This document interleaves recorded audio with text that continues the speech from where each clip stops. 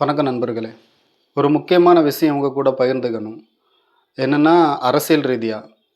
கண்டிப்பா அதாவது சொன்ன மாதிரி அரசியல விட்டு நம்ம ஒதுங்குனாலுமே, அரசியல் நம்மள விட்டு ஒதுங்காது. இதை எல்லா மக்களும் தெளிவா புரிஞ்சுக்கோங்க.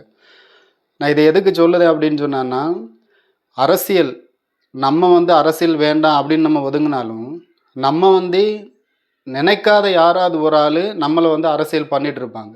இதனால தான் அரசியல விட்டு நம்ம ஒதுங்குனாலுமே, அரசியல் நம்மள விட்டு ஒதுங்காது அப்படின்னு சொல்லுறது. நம்ம விலகும்போது இன்னொருத்தவங்க அந்த இடத்துல அரசியல் பண்ணுவாங்க. நம்மள வச்சு அவங்க அரசியல் கண்டிப்பா பண்ணுவாங்க. அதனால மக்கள் எல்லாரும் ஒரு விஷயம் தெளிவா புரிஞ்சுக்கோங்க. இன்னைக்கு தமிழ்நாடு அரசியல் என்ன ரீதியில இருக்குன்னு சொல்லி நான் சொல்லி உங்களுக்கு தெரிய வேண்டியதில்ல. புதுசா கட்சி ஆரம்பிச்சிருக்கவங்க யார் யாருன்னு சொல்லி நான் சொல்ல வேண்டியதும் இல்ல உங்களுக்கு. அதனால ஒரு விஷயம் மக்களே நல்லா புரிஞ்சுக்கோங்க.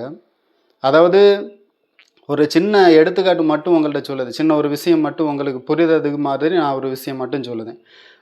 ஒரு வியாபாரம் பண்ணுத ஒரு இடத்துல நம்ம ஒரு ஒரு பொருள் வாங்க போற இடத்துல 2 பேர் தான் அந்த பொருள் வச்சிருக்காங்கன்னு சொன்னான்னா, அவங்கள்ட்ட நம்ம என்ன ரேட்டுக்கு வாங்குதோமோ, அது 3 பேரா மாறுனதுக்கப்புறம் அதிலிருந்து குறைவான ரேட்டுக்கு நம்மளால அது வாங்க முடியும். அந்த பொருள வாங்க முடியும்.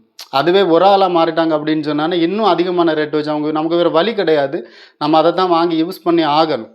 அதனால இது அரசியலும் அதே மாதிரி தான். இன்னைக்கு 2 பேர் தான் தமிழ்நாட்ட ஆள முடியும்னு சொல்லுது ஒரு சூழ்நிலை. இப்ப வரைக்கும் அதுதான் நடந்துட்டு இருக்கு. அ இடையில ஐயா விஜயகாந்த் அவர்கள் வந்தாங்க. அது அவங்களோட இழப்பு இப்ப நான் சொல்லி தெரிய வேணும் அப்படின்னு ஒண்ணும் கிடையாது.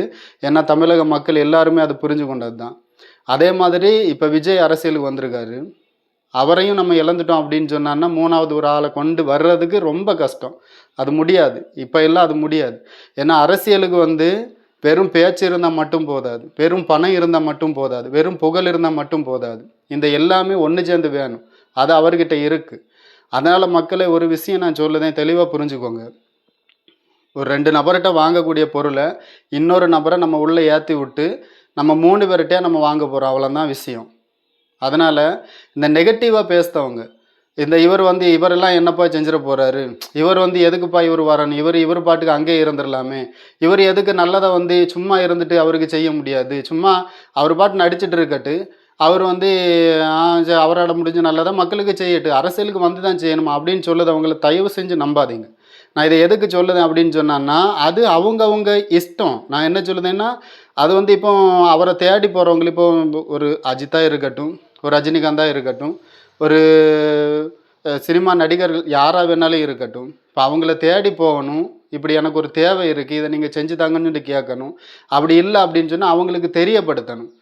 இல்லாத அவங்களா ஏதாவது ஒரு சூழ்நிலை நம்மள பார்க்கணும். பார்த்தா தான், சரி இவங்களுக்கு இது தேவை, உதவி செய்ய மனம் உள்ளவங்க அதை பண்ணுவாங்க. சரி இத இத வச்சுக்கோ அப்படின்னு சொல்லிட்டு பண்ணுவாங்க. இதை இவங்களுக்கு குடுங்க அப்படின்னு சொல்லிட்டு செய்வாங்க. ஆனா அரசியலுக்குள்ள வந்தாச்சுன்னா, கட்டாயம் ஒரு நபருக்கு செய்யக்கூடியத அனைத்து மக்களுக்கும் செய்ய வேண்டிய கட்டாயம் ஒரு நபருக்கு அந்த நபருக்கு இருக்கும். அதனால அரசியல்ல அவரு வாரார் அப்படின்னு சொன்னான்னா, மக்களாகிய நம்ம அத கண்டிப்பா ஆதரிச்சணும். எதுக்குன்னா, இது அவங்களுக்கு ஆதாயமோ இல்லையோ, அது 2வது பட்சம். நமக்கு இது முக்கியமான ஆதாயம். இத நான் எதுக்கு சொல்லுதேன்னா, நான் முதல்ல சொன்ன அந்த கதைய ஒட்டி தான். 2 நபர்ட்ட வாங்கக்கூடிய பொருளு, நம்ம இன்னொரு வியாபாரிய உண்டாக்கி, நம்ம 3 நபர்ட்டயே அந்த பொருள் நம்ம வாங்க போறோம். அதனால மக்களே தெளிவா புரிஞ்சுக்கோங்க. இந்த நெகட்டிவா பேசக்கூடியவங்கள தயவு செஞ்சு நம்பாதீங்க. நம்மள பாதுகாக்க 2 நபர்கள் மட்டும் தான் இப்போதைக்கு நம்ம நம்ப முடியும். நம்ம வேற யாருக்குனாலும் நீங்க பாருங்க, இடையில சீமான் அவர்கள் அவரு நல்ல பேச்சு, நல்ல ஒரு இதுதான். ஆனா என்ன அப்படின்னு சொன்னா அவரால வர முடியாது.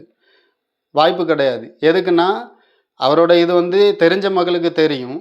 புரிஞ்சு கொள்ளுங்க வர முடியாது. நான் சொன்னது மாதிரி அம்சங்கள் தனித்தனியா ஒவ்வொரு இடத்துல இருந்தான்னா அது செல்லுபடி ஆவாது. மொத்தமா ஒரு இடத்துல இருக்கணும். அந்த நபர் வருவாங்க. இவர் வருதைக்கான எல்லா இதையுமே அவர் அவருக்கான புகழையும் சரி, அவருக்கான பணத்தையும் சரி, அவர் எல்லாத்தையுமே சேர்த்து வச்சாரு. மக்கள நம்பி நம்மள்ட்ட வந்திருக்காரு. அவருக்கு புகலிடம் எத்துதோ இல்லையோ, நமக்கு ஒரு ஆதாயம் இருக்கு. அதனால தயவு செஞ்சு மக்களே, இந்த ஆதாயத்த பயன்படுத்துங்க. யாரும் நெகட்டிவா பேசுறத கேட்டு, இந்த 2026 இந்த அரசியல் இந்த பயணத்தில நம்ம டிஸ்டர்ப் ஆயிட வேண்டாம். கண்டிப்பா ஆ இன்னொரு தலைமைய நம்ம உருவாக்கணும். அதனால தெளிவான அரசியல புரிஞ்சுக்கோங்க. கண்டிப்பா நம்ம இன்னொரு தலைமைய உருவாக்குறதுக்குள்ள இடத்துல நம்ம வந்துருவோம். மக்களே, நம்மளோட பாதுகாப்பு நம்ம தான் வந்து பண்ணணும். நம்ம தான் வந்து உண்டாக்கணும், உருவாக்கணும். அத நம்ம வந்து 2026ல நிச்சயமாக செய்வோம். வெற்றி நிச்சயம். நன்றி நண்பா.